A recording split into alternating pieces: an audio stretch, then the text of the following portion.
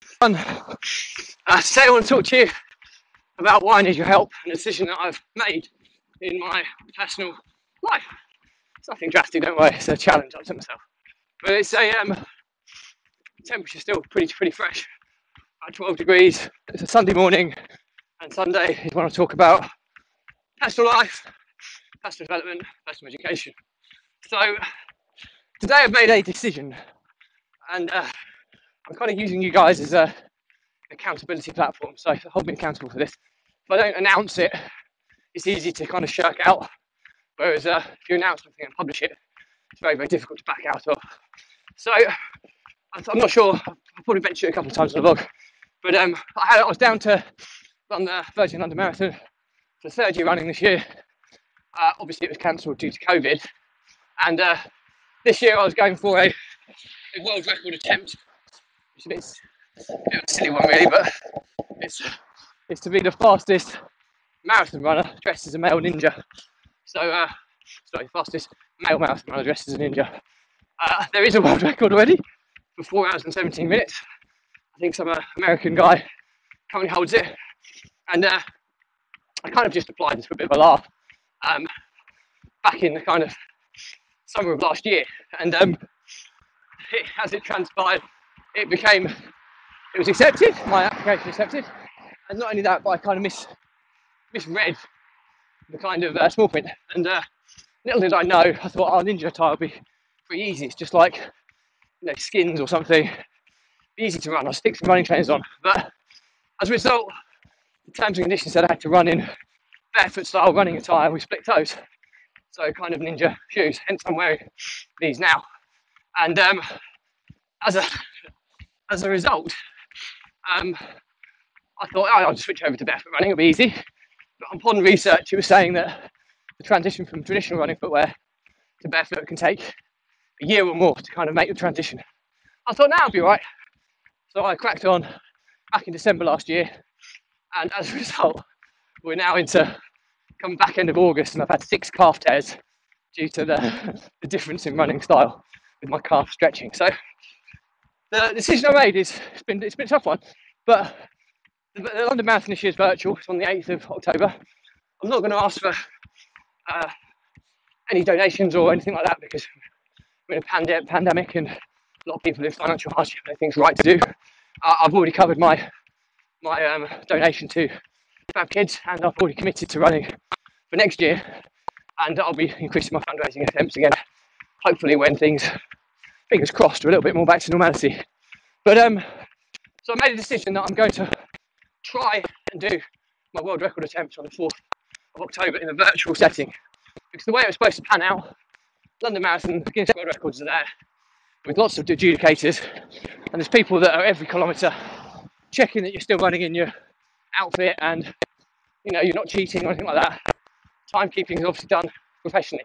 So I'm in negotiations at the moment to still be adjudicated by Guinness World Records on the 4th of October. I'm planning on doing the Cambridge Boundary Run. That's the kind of first thought process, which is the marathon that's also been cancelled in Cambridge. It normally happens in March. It was obviously cancelled this year. And I've never run it, so I thought it'd be a good opportunity to run it. And I'll try and do it in my ninja attire. But I'm assuming the Guinness World Records aren't going to adjudicate me, so I'll have to self-adjudicate. And where I'll need help is basically to be adjudicated. You need to be photographed or videoed at every kilometre. And 44 point some odd for a marathon. That's quite a lot of organisation. So the easy route, I thought, was to live stream it on social media through smartphone, get a couple of people to cycle along beside me. I'll try and do a little bit of a vlog if I'm doing it. Obviously, it pushes me to the extreme. Now, I've run a half marathon in the outfit before, at the Cambridge Half Marathon back in March, and I nearly didn't make it to the finish line at the half marathon because it was a hot day, and the ninja attire that I had to wear is heavy. It gets heavier as you sweat, really overheats, and the face mask as well, which restricts your breathing, added to the fact you're running barefoot style. It is a brutal outfit. There's me thinking it was an easy outfit to wear. It's not. So I made a decision to crack on with it. And where I need help is if anybody wants to run along with me or cycle with me or bring their smartphone so they can live stream me doing it, hold my gels, because I can't hold gels and my new normal nutrition plan in the Ninja outfit. So anybody who wants to help me would be greatly appreciated. I have a contingency. If nobody puts their hands up and says I'll help, I'll rope in a couple of business partners to get involved. I probably will do anyway. So people like Jack, Chris, Roy, and others that work with me, I'll see if I can get you involved at some point as a bit of a promotional stunt. But like I say, it's not about, it's about raising awareness for charity. So I'll be talking a lot about Fab Kids and the work they do for disabled and vulnerable children around the country. I've always supported children's charities. Fab Kids are one of the smaller ones, and it's very close to my heart. So I'll be talking a lot about that throughout, and the reason we're doing this is not self-promotion for me. But I want people, based on the vlog, to realise how hard it is to not just run a marathon, but to do it in a ridiculous outfit, and hopefully witness me breaking a world record. And that leads me on to my next accountability statement, I suppose, is it's long and hard. I mean, I've been ultra competitive in everything I do in life, and I've played sports at a pretty high level throughout my life. Football, basketball, squash. You know, I was all pretty high level in terms of how high I got. Never professional, but getting up there, and I never quite made it. And I realised that a long time ago, and I realised that, you know what, professional athlete, this isn't in my genetics, and you know, I should pursue more goals in business, which is something that I took to from quite a young age as well. And again, I like to think I'm professional, but I'm not at the upper echelon of where I want to be in business yet. But I'm a lot more confident getting there than I am with my sporting efforts, especially with age not being on my side anymore, being 38. So I came to the conclusion that I will be a good for age runner, but I probably won't be there till about 65, 70. So I'm intending on continuing my running journey 30 years and beyond, by which point I should be quick enough to be a good for age runner and be in the upper echelon. So that's one challenge I've set myself. But the second one is I'm never going to be able to get to some of the times and things that I broke 20 minutes on a 5k. I think I can probably break 40 on a 10k. That'll be a challenge that I take on at some point in the future. Half marathon, I'm down at 135. I could probably get down to possibly 130 or sub 130. That'll be another challenge I take. My marathon is 3 hours 38, pretty much on the button, and I'm fairly sure I can get under 330. Maybe in the future at some point, getting closer down to the 315, but that's as good as it's going to get for me, I believe. Because I think with super endurance events, you have to have the cardiovascular tools. Now I'm fit, don't get me wrong, but I'm not. My heart rate works harder than a lot of other athletes who are sub 3 hour marathon runners at the pace they're running.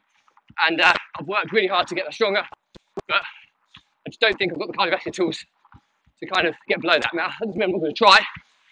I'm just trying to be realistic with my expectations. So, I created a couple of challenges.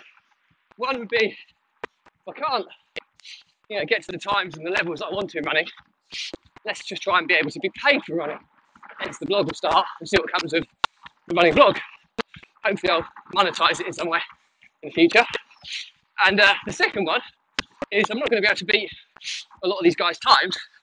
You know what I can do? I can try and get a world record every marathon I run. Okay, it's all going to be fancy dress, silly ones, but world record's a world record. At least I can say I'm the best in the world at something ridiculous. And as self-centered as that sounds, it's a challenge. And you know what? It is. It's a bit of a laugh. You know what? It's all kind of legacy stuff and having one chance in this life and thinking, well, you know what? I could die never being a world record holder, or I could die being 20 or 30 times a world record holder. And I know what I want to be, and I know what role model I want to be for my family and for my children, and for others maybe. So that's my statement I'm making today. I'm going to try and get paid for running. which a lot of people can't be. And I'm going to try and do a couple of world record attempts every year for each marathon I enter. And that'll be interesting. Morning, mate. So that's my commitment. I will be asking for funds and fundraising in the future. Not for this virtual attempt that I'm going to be doing in October, but fundraising, raising £50,000 for children's charity is high on my agenda. I'm getting close to kind of 20, 21, 22 grand so far, so I'm well on my way, but it's something that's really important for me to do and continue to do. So the bigger following I can get, hopefully the more fundraising I can make, and hopefully for good causes. So that's pretty much it for me today. I'm just running through a residential area. Lots of people are looking at me quite funny. So I have to be concerned. But I should be resilient to people's looks now, but it still makes me feel a little bit anxious. But yeah, so that's what I'm doing. So to summarise, I'm hopefully going to be approved to do my world record attempt on the 4th of October. I'm recording this on the 30th of August, so you won't see this for a couple of weeks. So it'll be kind of mid-September when you see this. I'll certainly provide updates when I get the official response, and I should have it by Tuesday. But yeah, I'm really keen to. I think I'm going wrong here. Really keen to get my attempt underway. I put so much training into this. The big concerns are, can my calves survive it? I've had recent calf tears. My calves continue to burden me, but I put so much training into this that I don't want to miss out the opportunity to have a go. And I think it'll be quite interesting for people to see what it's like running a marathon, not just a marathon, but live stream the whole thing, but also what it's like running it in a crazy outfit that's very restrictive. So I hopefully find that interesting, and you'll jump on and give me some support. And any comments that I can kind of get while I'm running will hopefully get me to the finish line, because, like I say, one thing I won't have that you have in London Marathon is massive support, and there'll be pretty much none of it running around the outskirts of Cambridge on a cold October morning. So any support that you can give me would be, verbal support anyway, would be much appreciated. So that's pretty much it for me. Summarise, I'm going to try and crack on with my world record attempt on the 4th of October for the virtual London Marathon. I'm also going to try and monetise my blog in the future, so I'm holding myself accountable for being paid to run, which is something I think is pretty cool. And the final one is, I'm going to try and do a world record attempt. It'll be 2 a year. That'll be what I go for, running some of the best and biggest marathons around the world. That'll be a little ambition of mine. I'll take my family and kids and stuff with me on the journey. Hopefully stream it, and hopefully break lots of world records. Some will be easier than others, I'm sure. This one that I'm about to do, I'm convinced is going to be a brutal one. So we'll see. So I'll update you soon, but I hope you found this useful. And I think what I want people to remember here is the importance of accountability, and set yourself challenges or stretch yourself always, because if you're not stretching yourself, you're kind of stagnating or regressing. And I think people get too comfortable in this world, and I'm constantly looking for the next challenge, the next challenge, the next challenge, whilst fitting in with my family life, I must add, as my wife would tell me otherwise. But yeah, so I hope you found some inspiration from this. If you've got any questions, drop me a comment. I'll respond to everyone. If it's a bigger topic, I'll do a blog episode, tag you in. If you think somebody's going to get value out of this, tag them in and share it, or just give it a like, and it'll give it some extra reach. I do unique content for different platforms, so follow me on the other platforms, subscribe to my YouTube channel, etc. And if you don't find this useful, unfollow and friend me, but do check out my YouTube channel and my Facebook group. Just search Runpreneur, and you'll see all of my blog episodes catalogued by topic, so you can dip in and out without being pestered in your Facebook feed or social media feeds. So that's it from me. As always, stay positive, stay happy. I'll see you on the next episode.